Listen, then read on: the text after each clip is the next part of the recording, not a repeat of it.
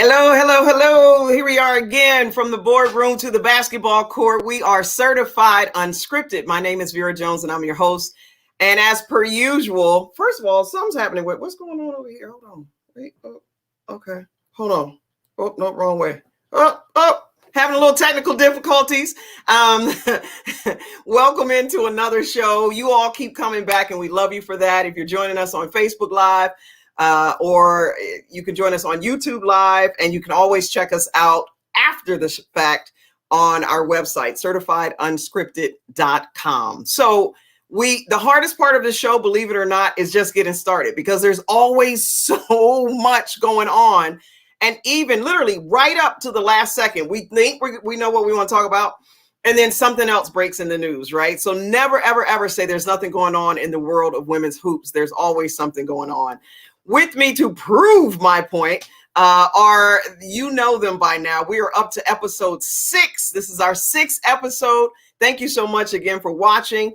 Last week we hosted, I had our very, very first special guest, and what a great special guest that was, in Cynthia Cooper. So you can go back and you can check out those episodes. If you go to the website, you'll be able to see all the past episodes that we've been doing. We want to continue to make sure that we start bringing more and more people into the fold to join us and talk about women's hoops. But we always have our all-star panel, and it starts with the GM, Penny Toler. We got a lot to talk about. Oh, yeah. We got a whole lot to talk about. Yes, I can't wait to get to it. Yes, former WNBA executive vice president, general manager of the LA Sparks, 3-time WNBA champ.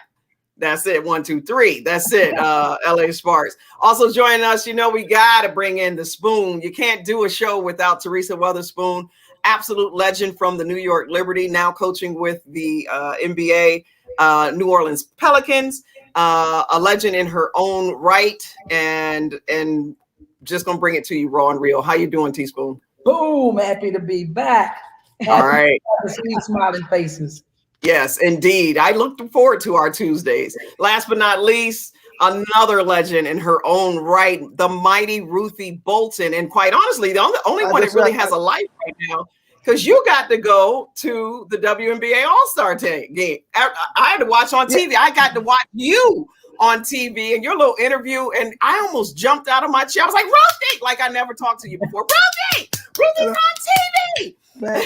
How was it? How was it being down there? It was beautiful. It was a great setting for great basketball, and really it was really a beautiful night. The fans were in it. It was a competitive game. Forget an All-Star game. It was a game that the WNBA were trying to get, but it was a lot of energy, a lot of excitement, but the atmosphere was out the roof. It was really, really a great game. And the WNBA team, man, they was on a mission. They was like, hey, we trying to get this. They played very hungry. Like they trying to prove something. And you, our power panel, y'all called it, because I was sitting there going, please let this be a close game, because that's all Spoon talked about was it's going to be off the chain. I said, please let this game be close. And it was. You called it, Spoon. What excited you about the game? Man, I'm telling you, I knew it was going to be from the start to the end. It was not going to be that normal All-Star game where, everybody kind of just nonchalant the first few quarters, letting you go up, get the easy layups, get the dunks, the highlights, all that good stuff. I knew it was starting from the beginning because it was, like we said, the All-Stars wanted to show that they could be Olympians, or they should be Olympians. And the Olympians wanted to show, no, I belong on this stage. And boom, from there, we got the excitement. The atmosphere just looked awesome, Ruthie. Looked like just an awesome atmosphere with so many, it was star-studded. So it was really nice and a nice atmosphere, and it was good to watch. It was great to watch. Penny, your thoughts. You coming in as the GM, you definitely talked about that the All-Star team. Basically, we could easily take 3 different teams over to the Olympics because the talent, there's just that much parity. What impressed you the most? What impressed me, I want to say first, being on the panel that picked 2 former Olympic teams, and being a part of even this panel that picked, some of these players to go to the Olympics. I already knew what impressed me is, like I said, we have all great players, but I do want to put this out there while we're talking about the All-Star game, that a lot of people were like, oh my God, I can't believe that the Olympic team lost. I can't believe, and you hear people say Dawn was the first coach to lose the exhibition game. But I want to put this out there for people can recognize Dawn is the first coach, Olympic coach, that actually played against WNBA players. Usually the Olympic team will be playing against college players or future draft choices. So she played against, WNBA players for the first time, and it was everything we expected it to be. It was going to be high functioning, high powered, and it was a great tune-up for her. And it just proved my point. Like I say, you could send 3 different teams and we would take gold, bronze, and silver. And it just goes to show the public out there that we can argue back and forth on who should have been on the team and who should not, but that'll be an argument. That's going to be an argument every year, all day, every day, because you literally could close your eyes and just go, give me her. Right. And you literally take the other team too and go win the gold. But what does this do for Dawn Staley, right? How much pressure is on Dawn because there's so much talent? Right. So the expectation is you're not supposed to lose. You're not supposed to lose. And yet and still technically and yet not technically, we've lost a couple of games. Yeah, so, but like I said, Dawn is the only Olympic coach that has played against WNBA players. Usually at the Final Four, when the Olympic team is playing, they're playing college players. Dawn is the only one that has faced professional players from top to bottom. You guys know that, Spoon and Ruthie. And for me, I'm gonna tell you right now, as a GM, just like when we won our first championship, we lost every exhibition game. So I'd be like, if I'm gonna lose, let's lose now. Lose now so people can smell the smelling salt and realize that this ain't gonna be no cakewalk. Yeah. Time to up the game. Yeah, she's got a lot of pressure. What are you thinking, Spoon? Right. No, I don't think Dawn sees it as pressure. I think she sees this as preparation. That's what it really is. It was get them prepared. And you got a chance to see her too play with a few lineups, try to see where that chemistry was and the energy, the effort that she was looking for. So it's all about preparation. So she knows that this doesn't count, but what it does count for is for her to go back, take a look at those games, find the areas that they need to be better at, find that group that fits well together. So it was more of a preparation, not pressure. And like she said, the media wants to call this pressure for Dawn Staley because, first Black woman there. Pressure. You got to have a story. Dawn's been there. She's done that. This isn't pressure. Right. She knows what she wants. She knows what it takes to win. So now with the losses that they did have, they just go back to the drawing board and say, hey, this is what we have to get better. It is not pressure. It is preparation. Yeah. Opening games, July 23rd. I haven't checked out the schedule. I just know that the Olympics start the day before my birthday. Please send your cards and letters for my birthday. Please send your cards and letter to, so I'm going to tell you, because I got to throw this in, because if there's a Jones that I can hype up, I'm going to hype one up. Jonquel Jones in the 3-point shooting competition. I was like, holy smokes and chicken. I thought for sure she was going to win that thing. A 6'5" big knocking down threes like that. So, but you got to give it to Allie Quigley from Chicago Sky, who 3-time now that she's back to back in the 3-point shooting competition. I know it's not the game, but I thought that was exciting. Any thoughts there? It was incredibly exciting. I mean, even Whitcomb. That's what I was about to say. Yeah, you look good all the way through. Allie had to come through right down the stretch because the pressure is on the winner of before. She doesn't start and put pressure on everybody else. They're now putting pressure on the past winner. And when she sees that this kid is a shooter, she is lights out. Zero pressure for her either. She was so calm. She was calm. She get to her rack. She takes her time doing the shot. She didn't worry about the time. It was about the shot, the mechanics. I've been here. I've done that. And man, she was awesome. But like you said, Jonquel Jones, to be as big as she is, as long as she is, and shoot the way that she did, that was even incredible. 3-point shooting was good. Woo. Yeah, she set the bar. She definitely set the bar. I was very impressed with her afterwards. I told her, I said, she's I complimented her on how great she did, how well. Ruthie, I think we're losing you. Ruthie's traveling. Ruthie's doing it all. She's traveling. She's looking in the camera. I'm like, well, look at the road. Look at the road. He calls.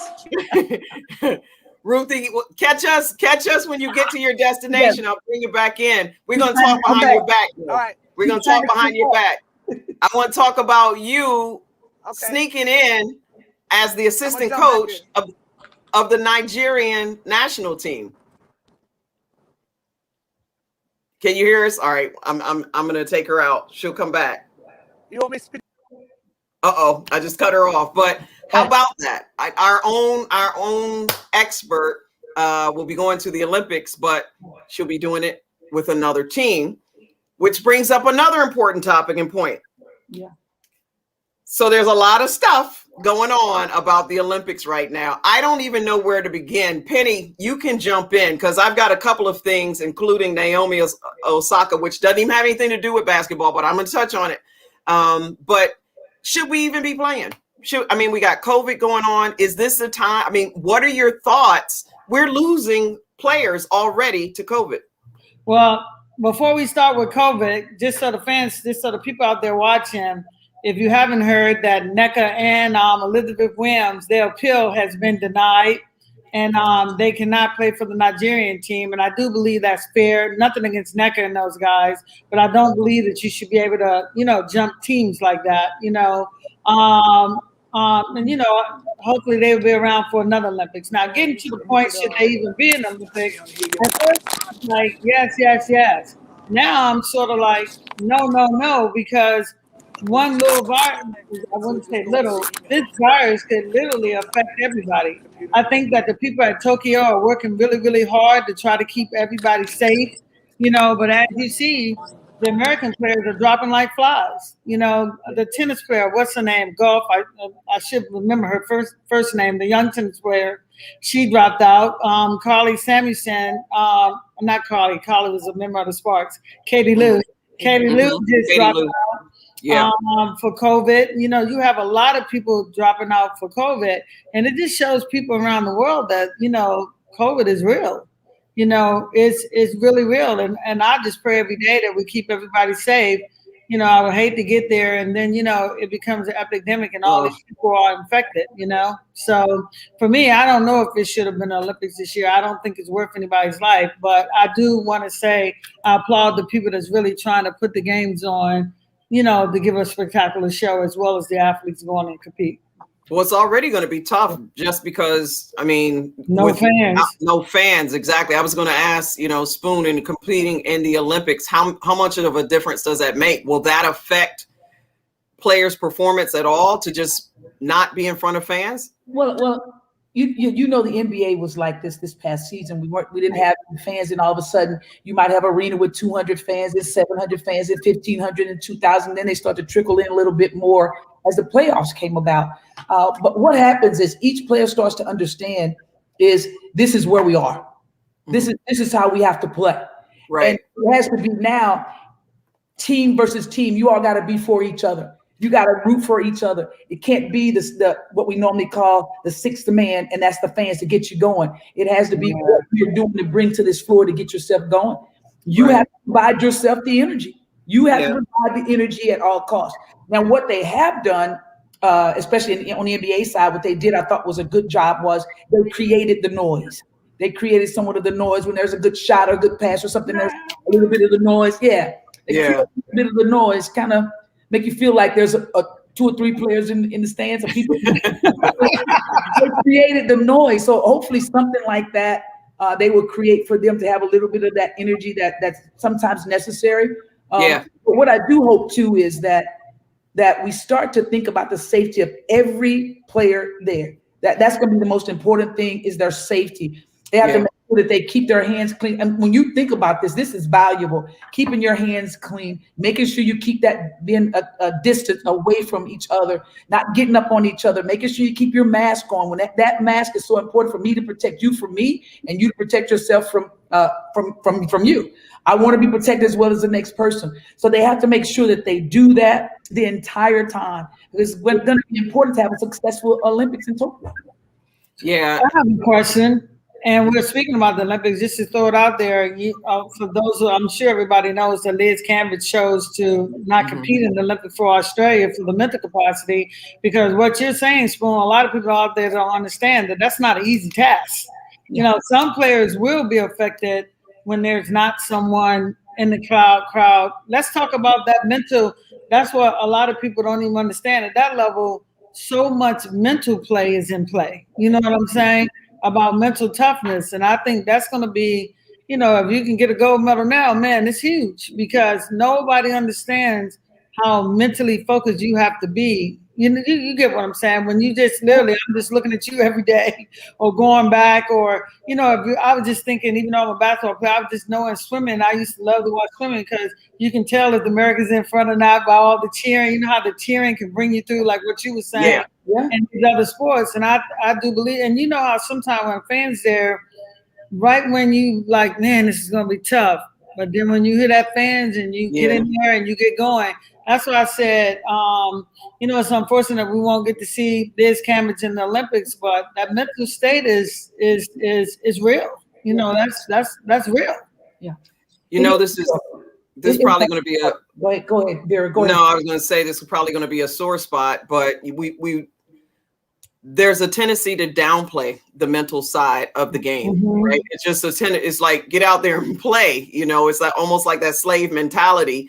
And you're not allowed necessarily to have an original thought, let alone an emotional one, right? And even as we speak right now, I know that Twitter is blowing up, just to make this timely, with I just had a brain. Cappy Pondexter. Spoon, I know you know her. We are getting all kinds of comments and things about that on Twitter. How much do we overlook the mental capacity, and when somebody is struggling with a mental disease? That one of the reasons why I wanted to bring up Naomi Osaka is because at least she had the forethought to say, this causes me anxiety, this causes me depression, I have these issues, I have extreme introversion, etc. To be able to recognize that, and yet and still, on the other hand, everyone's so quick to pounce on someone when they have that mental break. That's happening as we speak right now. Your thoughts? Yeah, it's their truth. It might not be your truth, but it's their truth. And you can't take that lightly, because this is serious. This is really serious business. And for you to talk about Cappy, she's like a little sister to me. This has been an emotional day for me, of trying to keep her under wraps, to show her love, to let her know that she's cared for.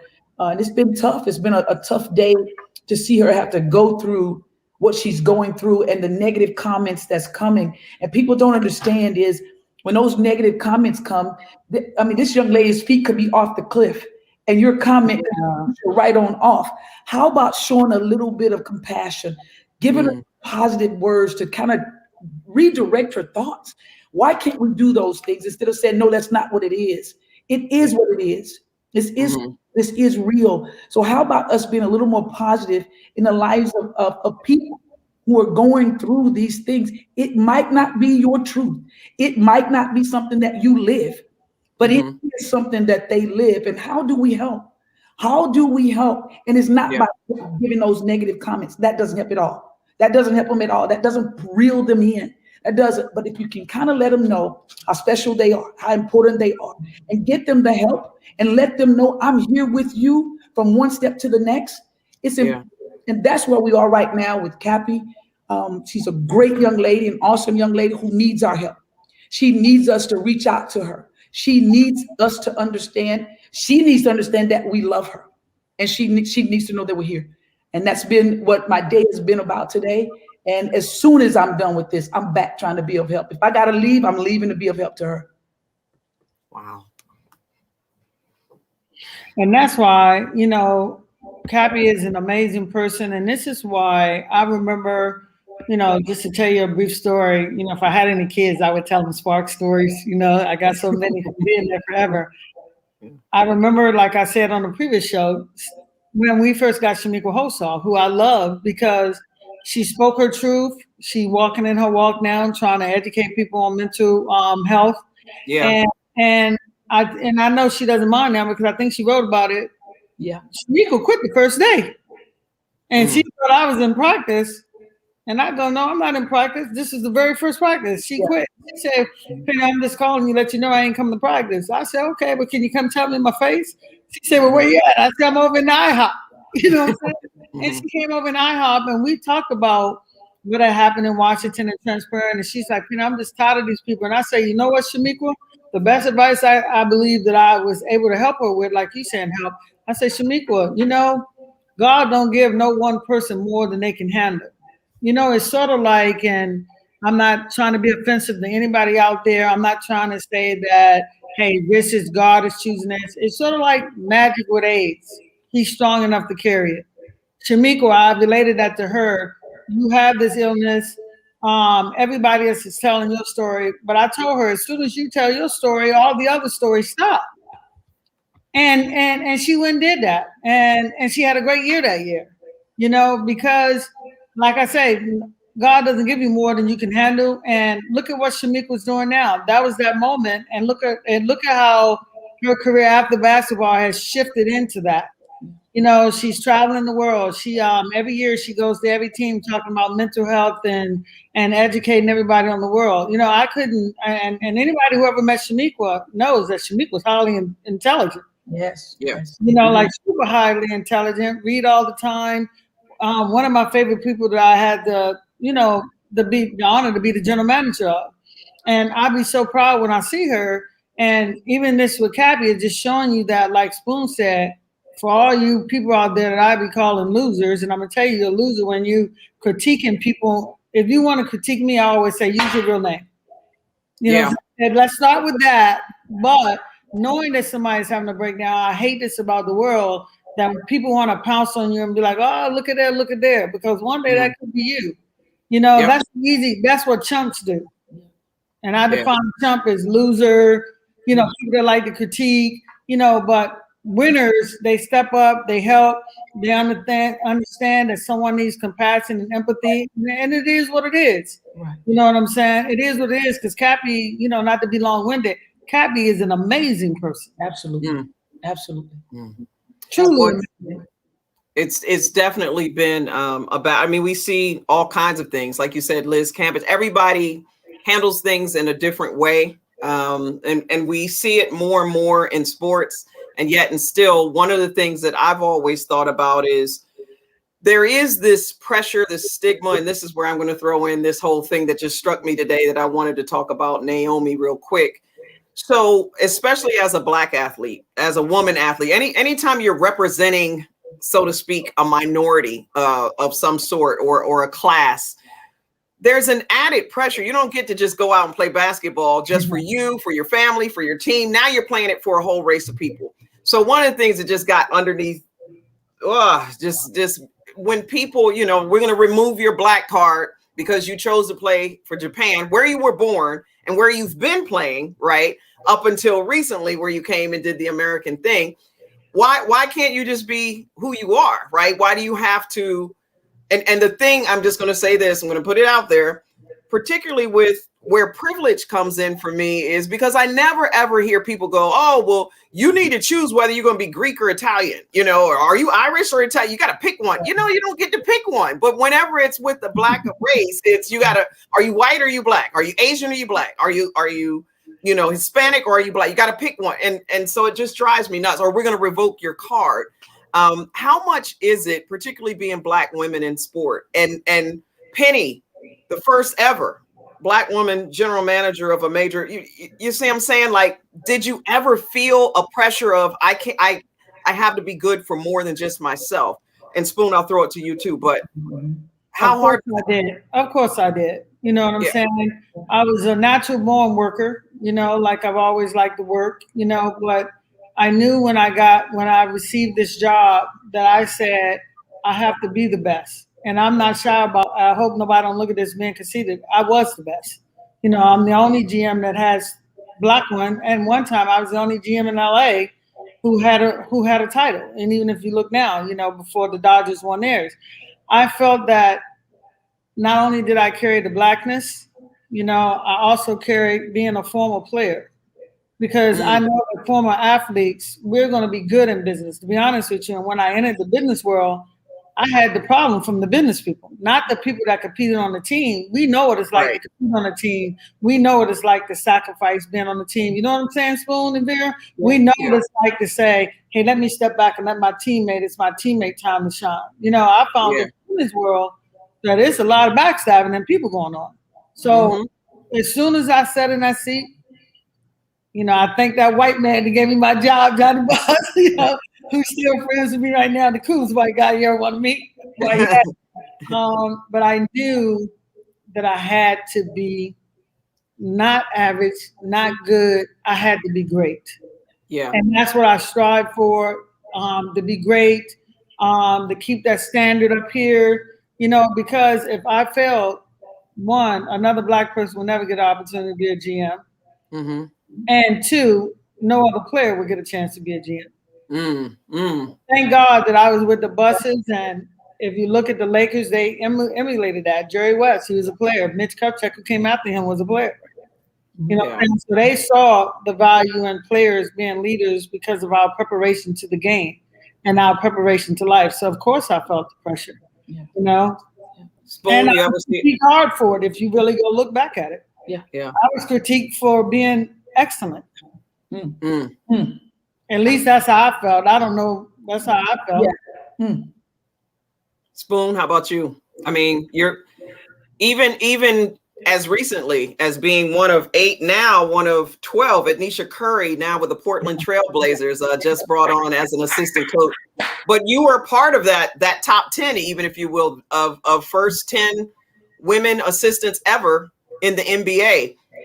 Do you still feel a pressure, or you just smooth teaspoon? How does that work for you? I feel the need to open doors.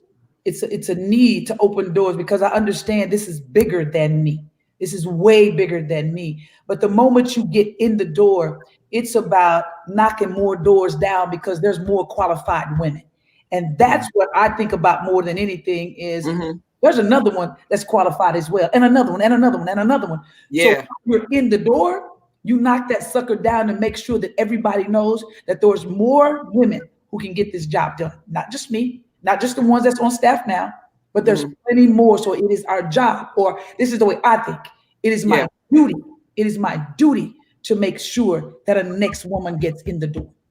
Qualified woman gets in the door. Yes, qualified. Qualified. Do not just check a box. Don't check a box just because. Know that she is qualified to get the job done, that she can come in and make every player in there just as good as any male that you would choose.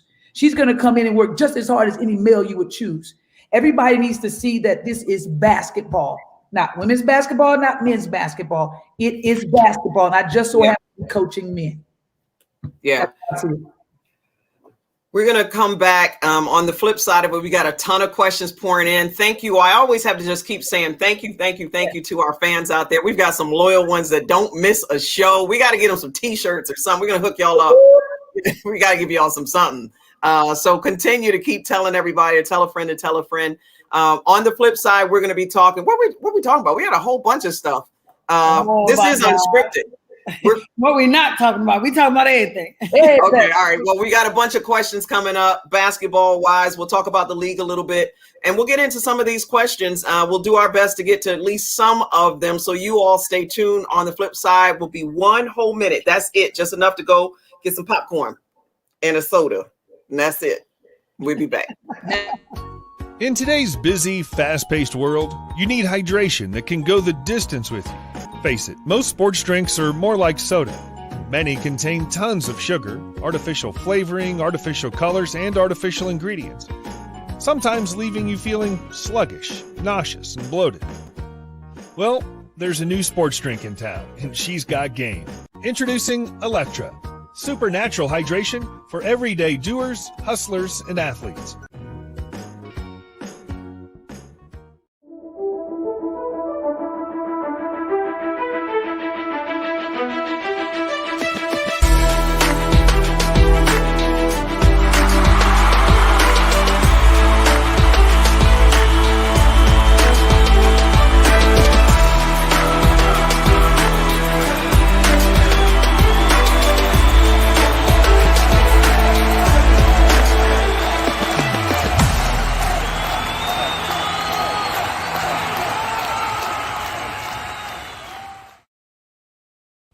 All right, welcome back again, everybody. This is Certified Unscripted. If you are just joining us, you are joining Penny Toler along with Teresa Weatherspoon. My name is Vera Jones, and we've got to see what we can do. All right, we talked about the three on three. We talked about COVID. I'm looking at some of these questions here.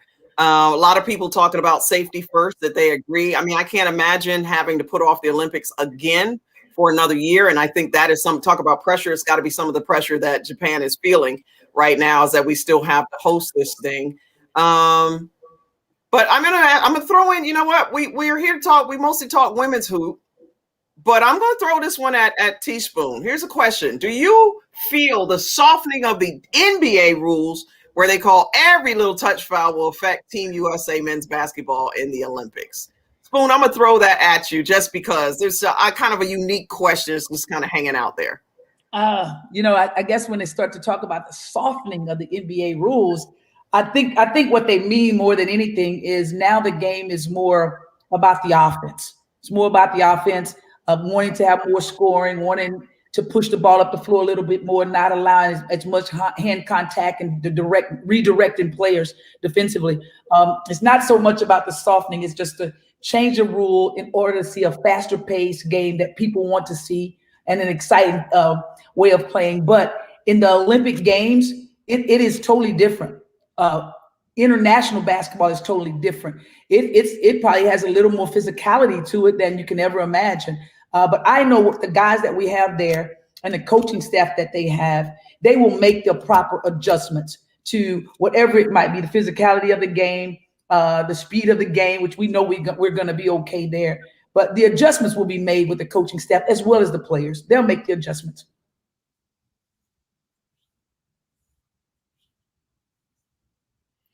Yeah, and to add to that, and like what you were saying, Spoon, about the physicality, yeah. The thing that I love about it is too, it's a fast pace. And the thing that I always love to see is when our guys realize that they can go up on the rim now and get the ball. You know, like over here, goaltending, but over there, you can literally, if it's bouncing around, you can literally get up there and get it off. And it's interesting because about halfway through it, then you'll see all the NBA players, knocking the ball off. Yeah. And I think people are sleeping on our men's team. And once again, because they lost those couple of games, but let me tell you something, there's something different when the clock goes on and now it counts, because these are money players. I say on the women's and the men's team, and they're going to show up. But I just love the quickness, the quick pace of the game. And I mean, you already know overseas, they probably going to be shooting 100 threes, where you really going to have to be able to defend somebody, because one thing about men's basketball or international basketball and women's, that you really get to see the foreign players, because they're not as athletic. They're going to spread the floor and try that penetrate drive and kick stuff and all that. And that's why I say I love watching the international play, because if you want to see up tempo, here it comes. Mm-hmm. Absolutely. And also, Penny, to add to that, their bigs have had, they use guard-like tendencies since they were little to get as big as they are. They use their guard-like tendencies. So they're able to play outside, put the ball on the floor and create an action or create a play or create an opening for someone else. They've been doing that for years. Now the game has changed on our end where it's positionless and our bigs are doing that, but you will see it more so on the international side of the ball. Yeah, I want to actually follow that question up, Spoon, just because you have this expertise. What is you always hear the men's game, the women's game, the men's game, and then somebody made a great comment about finesse in the women's game. More fouls will make the men play with more finesse. But when you're coaching, having coached both ends of this, what's the biggest difference between, other than the obviously men are bigger, stronger, like we get it, right? Physically, it's a different beast. But what's the biggest difference in coaching men's versus women's for you? It really hasn't been. I haven't had to change who I am, period. I haven't had to change who I am, period, because I never approached it of trying to find a difference. What's the difference between these men and these women? I just walk in the game and just being who I am, to make sure that every day I walk in is to fill the vessel, to make sure that every player, when they walk away, they feel like they got better. So I haven't walked in to see that. But what I do know that is tremendously different is that this is a freaking production on this side of the ball. They have everything you need, every resource you need. They have it done. They have it. And that's big in trying to be a successful team, being a successful organization, and being successful out on the floor. It's important that you have so many people in place to get it done and not one person doing 5 different things that 5 people should be doing. They have a production that helps you to get it done. The video equipment is different. The way that they present things is different because they have the resources, they have the money, they have all of those things that are so valuable for success. And that's the one thing I see that's tremendously different. Other than that, I haven't had a difference of saying, these guys are like this, these girls are like that. And the girls sometimes might be a little more honest because that just is what it is. That's how it rolls. Guys, sometimes they roll off their back and keep it moving. But tremendously, not a tremendous difference at all for me. It's just the production side of it all. See, for me, it's the traveling. It's just too much traveling in the NBA. Oh, they get away with way too much. It's like on roller skates. I was like, is he on a skateboard? Is he? How did he? Right? Like how they travel. You're crazy. He's on a skateboard. It's all the private flight. So you can finish one game and have to be somewhere the next. You're out of there right after the game to get there. It's not like that on the WNBA side. So you got to go back to that hotel, lay down, get up in the morning, and be ready to go when you get there. Well, it's different here. And the travel is tough. It can be really tough. Especially if you have an 82-game season. But when they travel, trust me, they travel well. Oh, see, I was talking about the travel. I was traveling in the game. I was talking about this travel. Well, I was talking about the travel. Okay, the travel. Okay. but there's a difference. And they shouldn't have nothing to complain about because they on a private jet where they could go and leave, right after the game. But Vera, speaking of your travel, I'm seeing girls right now, and it's an easy call for officials. And pay attention, you're seeing it a lot more in the WNBA too, where it's unhumanly possible to dribble a ball when your hand is up like this. That's an easy carry. And you see that now in the women's game, where I see a lot of guards that literally your hand can never be under the ball like this without it being a travel call. And I see a lot of players doing this now. You know what I'm saying? I'm swimming with doing this. Because a lot of girls go to the same trainers. In all season, they all normally have some of the same trainers. So you do see them carry that ball over here. And in the PD work with our guys, you try to get them to keep the ball over the top. Keep your hand on the top of the ball to push. That's normally where it happens. When they try to change direction, they go over the top of it. So it's all about that PD work and changing that and get them to understand that you can't put your hand underneath there. Freaking run with that thing. Yeah. Interesting question. Ruthie's joining us. I'll throw this at you since you're stepping in. You're a slacker, Ruthie is slacker. She's taking off whole half shows, driving down the highway. I know. We know you got to go back to the soda spoon. So I owe y'all 3 sets of 15 burpees. Oh, girl, go ahead. Okay. All right, there you go. Real burpee with one. Where do you see yourself in 5 years, and where's the league going to be? Who wants that? Ruthie? Oh, man, I see myself in 5 years. I see myself really just still being an ambassador for women in sports, women, and whether that's in coaching or women in sports, or whether that's still doing speaking and sharing the story about turning pain to power. I want to be a change agent, and whatever it is, I want to impact people's lives and with my message and my story. That's where I see myself in 5 years, and doing it on a bigger scale. And it's interesting too, of me as a country girl, I used to hate speaking. When I was young, I didn't want to speak in front of 10 people. Like, I had this major insecurity and shyness, but I feel people inspire me. I get inspired to be in front of people. So I see myself doing that on a bigger scale. And the league, I think the league is just going to grow. I'm like, just from the game. I look at those young ladies at the All-Star game. When I retired, some of these girls in diaper. Some of these girls had pacifier, So the league is really growing. It's just really the legacy of what players like us, older players, laid the foundation. And I think that it's just going to continue to grow. I just really pray that it just, nothing really get political. Like, political is that P word I don't like to hear. Let's just keep it raw and authentic. And keep giving these girls an opportunity, a space to just perform and display their talent. Because one thing about women, we may never get what the men get. It's not about perfection, it's about progress. And I think we've made a lot of progress. And speaking to these young girls' lives, to me, as much as I love playing the game and hitting threes and doing whatever, to me, the biggest 3-point play is being able to reach back and being able to touch these girls. So I think that's what we bring to the table. Versus the men somewhere, that we give back to the community, and we create a space for these young ladies to believe and we edify them and we give them permission to dream, not just to dream, but to dream big. 5 years, Penny, can you go that far? Take us in the future in your own life and in the WNBA. You probably have a really, really good perspective on this. Well, I've always said, like Ruthie, you want to give, and I'm always going to be champion of the WNBA. I'm no longer in it, but I make sure that I'm watching the games because I want to make sure I do my part in keeping the ratings up, that people see, that people watch the game. Personally, I don't even want to go 5 years into. I want to go 1 year into, and reading the article, the league needs to expand. It's time for expansion now. I know they probably would like to have, all the teams be profitable, but all the teams don't have to be profitable, but we do need expansion. Yes.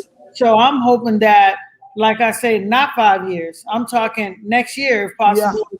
Let's find a way to bring 2 more teams because we got so many players out there that I would love to see have an opportunity. And I want to say, you either have to expand the teams, which will be awesome because now women basketball is everybody. Everybody wants a piece of it.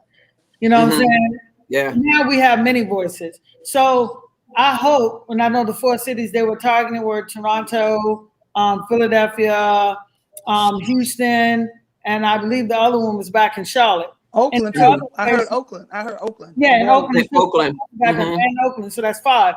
I'm hoping that they jump out there because nothing's guaranteed. If we clearly know some teams are profitable, some teams are not. But let's not hold up progress like what Ruthie was saying. Let's jump out there with those teams and let's get them activated so we can get some of these great players on those teams, So even in saying that, I would love for the roster to expand. Mm-hmm. Hey, they're going to be that team. Why don't we come back, Spoon? Toler, why don't we, come on, let's talk some about, what you got, baby? We get a few workouts in. Hey, we can challenge the best of them. Hey, I'm telling you. I believe both of you guys be working out. You Spoon, you think you could come? You think you could come back? 3-on-3, dog. 3-on-3. Yes. 3-on-3. I think we'll outsmart the. I think we'll be really smart. And tougher. Handle that. I ain't trying to run with them no more now. Hey, bye. Okay, I was about to say, y'all running full court? Oh, 3-on-3 will be cool, baby. Cool. Okay.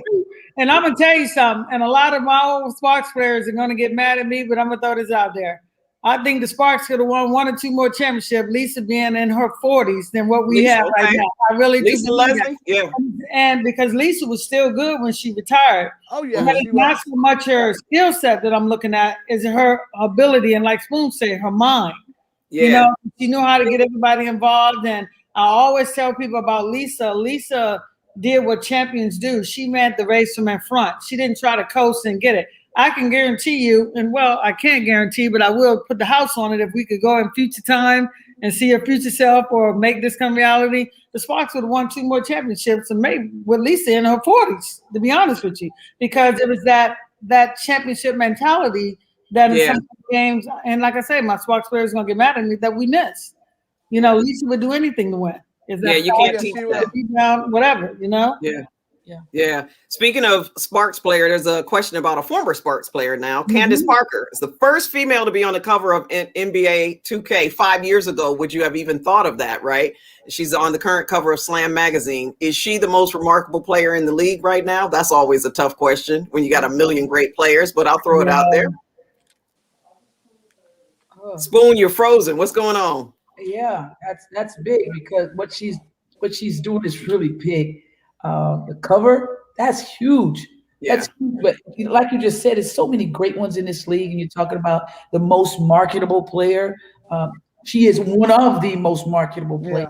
Yeah, for sure. Say it like that because it's some in that league that they're pretty darn good, and it's a lot of these kids. Heck, I haven't really known them yet, but when I tell you they have these big time contracts with Adidas and Nike and they're loaded, because they see these kids as marketable. And some of them haven't earned a stripe yet in this league. But they're marketable. But they have earned the stripe, though, Spoon. They've owned the stripe, but it's on TikTok. Okay. You can own them. It's on TikTok and it's on Instagram. Like, I want to put you guys on the spot. Right. Who's the best player in the league? And I don't want to hear that okey doke about. Right. I'm just curious. Who would y'all say is the best player in the league? Is certified unscripted? Certified unscripted. I love me some Jonquel Jones. But if you talk about the best, they're going to say Breanna Stewart. Ruthie? Yeah. I'm thinking on that one. It's tough. Vera? I already told you. Jonquel Jones, and you know I'm biased. If your last name Jones, you already in it with me. I'd be like, "What's up, cousin? I love Send me a her. check. Send me a check." I love her, man. I'm gonna tell you, I'm with all the. I don't know why I'm going with the bigs this year, but yeah, I like Jonquel. I like because she's so versatile, amazing at 6'5". I was just so impressed with what she could do. But I already told you coming in, my underdog was Betnijah Delaney. I liked her. I still like her. I think she's just a notch under, and I think she's overlooked in a lot of ways. But you can't get mad at Stewie, right? Like, you know, but I just want to go with someone different. I think I'm going to jump on the teaspoon wagon here. I'm really, and Tina Charles. I mean, I don't know. It's a big though. I know it's a big this year. It's got to be Tina or Jonquel for me. But if you talk about Tina, Vera, look what she's doing with that team. Yeah. Look who's not with her right now. What she's doing. She's doing a lot. Tina's doing a lot with that team, so you can't leave her out either. You can't. Yeah. You gotta put her in there. Yeah. There was a question too about, I'm kind of jumping all over the place, but that's how we roll because we unscripted. There was a question about how much Diana Taurasi, her experience, her shooting, her passing, all of it, how much it might be hurting the Olympic team that she's not there, even though she is 39, 40 years old or whatever. 38, I think she is. How much do you think that's going to affect them, or is it a non-factor? No disrespect, obviously, because Taurasi is the bomb.com. Anybody? Well, I think, you know, obviously, I don't know if when I was off, I don't know if y'all talked about, we got, you know, smashed pretty good by USA, even without Taurasi. But to me, I think that's one thing great about USA teams. We, you know, the years I played, we banked on that we have depth and that just one person don't win, that we can keep the power on for 40 minutes. So, you know, of course, hers is going to be missing. But to me, I think that they're still strong enough to still be obviously powerful. You know, they will miss her, but, you know, you got a team of all-stars. You know, every one of those players could be MVP. So, to me, that's the difference. But, of course, you know, Taurasi is Taurasi, and she just take it to a whole new level. But her support on the bench probably is crucial, too, just being there, her presence. Yeah, that experience. Adds a lot, too, yeah. Yeah. So there's another one. Any other comments on this, on Taurasi? Do you have a thought? I agree with Ruthie. We have such, you know, depth there, and I believe that once she comes, it's just going to enhance us. I believe that. Yeah. And y'all do know it's a bigger question in the room on that too, though. Like, you know, Taurasi's been hurt. Do you take her? Or do you take the alternate? Right. And she do have all that talent on the team. You know, I'm just asking because I'm sure somebody in our chat, I'm sure somebody on this line is really want to know that question because, you know, she was hurt during the season. She was hurt, and I love Taurasi. But the point is, you know, even the great Pat Summitt said one time, I wouldn't take a wounded soldier into a war. You know, but I'm just out there. For me, she can go or not go, but I'm just saying. Yeah. What you saying? If you got all that talent on the team and she hasn't played an preseason game, should it be who's up next? Right. No. People that's really a good question. That's a great question, Penny. What I would say is a lot of times that player might not be playing right now, but we don't know what's happening behind closed doors. What type of work is she getting behind the scenes? Is she with her PD worker getting up and down the floor? Maybe cameras don't see it. Are they preparing her and getting her ready to go with the team? Is she sometimes out on the floor, maybe just running offensive sets and no contact?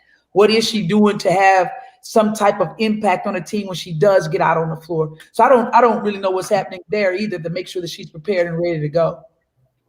Yeah. Yeah, that's the only thing. Those Mecca Agumake fans are going to come in and be like, yeah, I could have walked through plays. I could have. I'm just being real with it. You know what I'm saying? Like, talk about that, though. And not because, you know, Mecca played for the Sparks, but I'm just saying, do the person that's the alternate, who might have been an alternate, now why am I an alternate if you got someone hurt and you won't call me up? Sure. Right. What's the point of even being on it? Right. But no, you're right. You just brought up an important name, Ruthie, since we got you back on. So what are our feelings about, Penny, I think I heard a little tidbit of yours earlier about the Aguma case being denied the ability or the opportunity to play for Nigeria. It's all over Twitter. There's some strong opinions on both sides of this. Rules are rules. You've played with the USA, for 10 years or however long it's been, you've kind of established yourself there. You can't go back and forth. Why not? That, I guess my first question would be, why not? Or what are your thoughts, Ruthie? Because you're an assistant coach for the Nigerian team. That hurts you guys. But in a tremendous way. Listen, this girl just at practice, not even just doing it, just at practice made a difference. She changed the whole atmosphere. She's such a leader. How she talked to the players.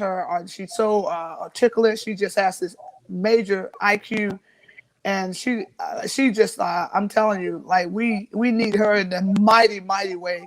And it's unfortunate. I know the coach is really pleading for her, to at least get one of them. But I think, to me, like he said, it's good for women's basketball. It's good for, but I can understand going back and forth. I don't know if she ever played. Has she ever played for the national team in Nigeria? Has she ever? Nneka? Yeah. No, Nneka always played for the American team. And to me, that's where I say rules are rules. You have Shanae, who's also an extraordinary leader. Shanae is eligible to play right along. I saw with Erica, her little sister. But, I'm quick to the point. The rules are the rules, because if not, you'll have the purge. Just like if anybody ever seen the purge, you know what I'm saying? I hope it's not that bad. Because you don't make one team hop to another team. And I'm not putting a face on it, because I love Nneka and all those guys. And I think that people feed into the hoopla, but they can't be a free-for-all. You know what I'm saying? And I'm going to honestly tell you, and people going to get mad when I say this, I love America. You know what I'm saying? And not saying that anybody don't love America less, because I've seen players that probably could have made the American team and they criticized the USA basketball team. But when you called, you don't want to come and compete. You want them to hand you a spot. And that's the flip side that other people haven't seen, because they'll be like, oh, they didn't call me. They didn't want me. No, I've been on teams where we call players, and I'm not going to name no names, but you had an opportunity to come compete for us too. But maybe there was too much competition on the floor, and so you went to go compete for another team. Obviously, the Nneka situation is different because she didn't make the American team. But the reality of it is, I don't think players should have, when you don't make one team, I can just go get on another team. I don't think that's fair. And I'm not looking at Nneka, because I would say give her whatever she wants, her heart's desire. I love Nneka, but I just don't believe you should. That's not what the games are about. Did they know that rule? Did they know about that rule? Because I know that they really wanted to play for their country. Did they know about that rule? Because it's said to you, and I know it's been on the committee, that any player that's played for an American team for so many years, you're ineligible to compete on another team. And that's just the way it is. Yeah. And I was interested to see if FIBA, and I take my hat off to them, not so much that they denied them. I was just interested from a business standpoint, would they cave to the pressure of letting them play, because it would have been huge for Nigeria. It would have been a huge step forward. But the reality of it is, and if you're going to do that, then y'all should be letting my girl run. You know what I'm saying? Yeah. She should be running, the track runner, Right. And, so that's why I say you have to have some rules and regulations, because, at the end of the day, I think you would have a lot of people jumping ship on a lot of teams. And you just can't do that right before the games are taking place. Yeah. And I think that was a part of it too, is that so late, like a month before or whatever, it's not even a month, it's weeks. Yeah, maybe there was a chance to, petition long ago, possibly, to say, hey, this is my native country, blah, blah, blah, blah. But then so close, maybe, it was almost, I think some people were looking at it as well, I didn't make the American team, so all right, let me go and do this, and not everybody has that ability, because they don't have two countries that they can claim as home, right? So that can go either way. We could probably go all night with that argument back and forth, but that's what's hot. That's one of the topics that's very, very hot. And they have an extraordinary leader in Shanae. You know, Shanae is awesome. You know, Yeah. I had the opportunity to work with both of them, you know, and I mean, that's why they're the duplicates. You know what I'm saying? Yeah. There's a final question we're going to take here. Remember, everybody that's out there, you always go to our website, send a note to the website, let us know what you're thinking. Your questions, they do not get skipped. We do read them all, but it's impossible to keep a show going reading everybody's question. Mm-hmm. But here was one. If it was hard enough to get your number one, can you name your top five? If you had to right off the bat, here's my top five. Go ahead, Penny, you got it. Ruthie going first on this one. Come on, Ruthie. Top five players of all time. Wait, I'm gonna write mine down. Hold on. Hey, oh wow, I need a okay, I guess I'll go first. Okay, yeah, because I gotta. I'm just throwing some people out there. Like if I forget somebody, don't beat me up like they tried to beat Jeannie Buss up, but she didn't say Jerry West. I'm gonna tell you right now, and I'm gonna start and go back. That's Spoon. I'm gonna rock with you, boo. You know what I'm saying? Somebody's list, man. Oh, you made Spoon's on your list? Dang, now I feel about it. Spoon's on my list. My jersey was, and I'm not making this up because Spoon is on here. My jersey was already retired. And when I traded for Spoon, say that. I said, Spoon, you can wear number 11. And everybody was like, no, Penny, your jersey retired. But I respect it and I love Spoon so much that I say, Spoon, you can wear number 11. That's a true story, ain't it, Spoon? That's a true story, y'all. And that's why if you ever see a Sparks jersey and it say number 11 is Teresa, it's because I said, hey, I have that much respect for Spoon and always loved her that. So, I'm rocking with my girl, right? She's always been this way with me. Penny's always been this way with me. Who else? So you got Spoon. You got to have somebody other than Spoon. Oh yeah, I'm gonna get into him. And now I'm gonna throw you the killer, the Mamba, Diana Taurasi. Okay. That's my second one. Yeah. Okay. She gonna be your two guard. And then when I'm rocking with her, we're gonna go ahead and I'm gonna revolutionize the game, and I'm gonna put Cheryl Miller at the 3. Oh, I like it. Now, y'all already know that I ain't going to forget the great Lisa Leslie, who the best court is named after. And trust me, there are so many great players out there. This will just be my fantasy team. Lisa Leslie's coming in at the 4, okay? And then at the 5. Now, that's a big one. That's a tough question. But I'm going to tell you right now, and y'all and people, y'all can go look this player up. And I'm telling you, we're going to be fast. We're going to be like Cheryl can play anywhere. I'm coming with Janice Lawrence, and I'm gonna keep it. I'm gonna keep it where we flying down the court. Any of them get the ball. Go on, take it. All right. Who you got, Spoon? Why you like that team, Spoon? Did I give you some dogs? Did I give you some people? This is hard. This is tough because I love so many. Oh my God! I'm leaving out my girl Coop. I got Coop. I ain't leaving Coop out. I got Coop down on mine. I got Coop on mine. I think it's just wrong that we had to pick 5 because every time y'all name somebody else, I'm like, oh yeah, I gotta write that down. I'm up to 8. I'm gonna do 6. I'm gonna do Janice 6. Lawrence. And for you people who didn't see Janice Lawrence, man, I'm telling you, Janice Lawrence is legit. And then with Lisa and Cheryl Bocalupo, that's Italian for good luck. Hey, y'all all right, we gotta wrap the show. We gotta wrap the show. But I got it. I'm gonna have Teresa Edwards as my 1. Yeah, Edwards could play 1, 2. She was a combo. I got Coop coming in at 2. I got Cheryl Miller coming in at the 3. Okay, there we go. Leslie at the 4, and I got Katrina McClain. I got Katrina. Okay. All right, go ahead. I'm the GM of all the teams. I'm gonna be the GM. Go ahead, Ruthie. Oh man, it's hard, man. I got 6. I got math like mine. I got 7. Forget that. I'm like they. I got 4 as a point guard. I got Spoon. I got Taurasi 2. Ooh yeah. I got 3 Coop. And I just had to put I got 3 Coop and Cheryl Swoops. I'm like, after what they did, I can't, in Cheryl time, I just can't leave out Cheryl. I can't leave out. And then I definitely got Katrina. and then I got Lisa. Those 7 players, I can't do it with 5. Those 7 players. I do 6 or 7. I got Staley and Spoon at the point. Man, Taurasi You got too. Staley and Spoon. you done Man.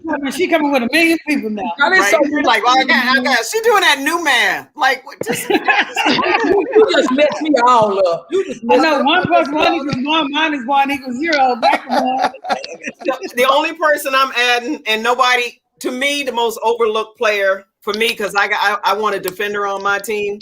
I love Tamika Catchings. I'm an all-time, long-time Tamika Catchings Oh yeah, that's fan. a good one. Love me You're some right. Catch. Good That- one. that's- That's a good one. Good one. That's Yeah, one I'm like, good. nah, she got to make, I don't know where she goes in the 5. I need to do that new math too. I need to carry the 3 or something or I other. know you got Yeah, exactly. But that's it. So we're brought in. You know, when you see our executive producer Rita, What's up, that it's Rita? almost time for us to What's wrap. up, y'all? Coming through the airport. Coming Where you back at, The Rita? airport.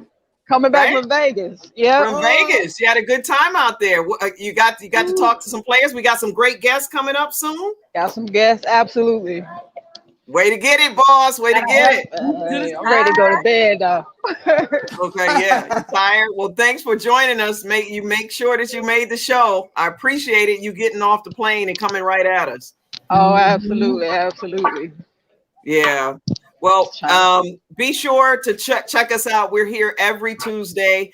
Tell a friend to tell 2 more hoop friends. Spread the word that the best experts, the power panel in women's hoops is right here. They're certified and they're unscripted. I'm Vera Jones. Be sure to join us next week. Who are we talking next week? Do we have a guest? Do we need to plug yet, boss? We got one. I got to let you know which one it is, though. Okay. We got people fighting to be on the show. So you got to fight to see who it is. Rita got All that right, well, we smile, got a but lot of might say what requests. happens in Vegas, stay in Vegas. Look at that smile on her face. Watch out now. What Watch did you out now. do in Vegas? What did you do? What? Talking about you need to go to sleep. You already know. Thank you, everybody, for joining us once again. We're not, when it comes to women's hoops, we're not new to this. We're true to this, and we're very, very happy that you're staying true to us as well. I'm Vera Jones. That's Penny Toler. That's Teresa Weatherspoon. That's Ruthie Bolton. And that is our executive producer, Rita Haywood. We'll see you guys again next week, next Tuesday. Don't forget my birthday's on Saturday. The Olympics start on Friday. Of those 2, Saturday is probably most important. Check y'all out the next time. Take care.